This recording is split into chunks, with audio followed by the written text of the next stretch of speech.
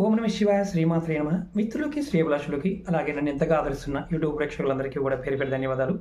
మనం ఏ పదార్థాలతో శివలింగం చేస్తే ఎటువంటి శివలింగ ఆరాధన చేస్తే ఎటువంటి ఫలితం కలుగుతుంది తెలుసుకుంటున్నాం.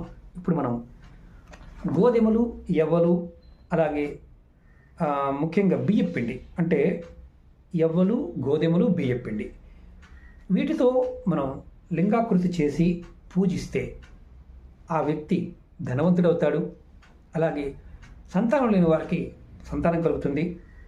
అలాగే ఈ శివలింగాన్ని పూజ చేసిన తర్వాత మీరు ప్రవహించే నదిలో కానీ కాలంలో కానీ కలపాలి, లేదా అవకాశం ఉంటే కొలంలో కలపవచ్చు, బావిల్లో కలపకూడదు. ఇలా చేసిన వారికి ఖచ్చితంగా, అంటే ఎవ్వలు, గోధుమ పిండి, బియ్య పిండితో లింగాకృతి చేసి పూజ చేసి వాటిని కాలంలో కలపడం వల్ల మీకు ఖచ్చితంగా ధనవంతులవుతారు, సంతానం కూడా కలుగుతుంది.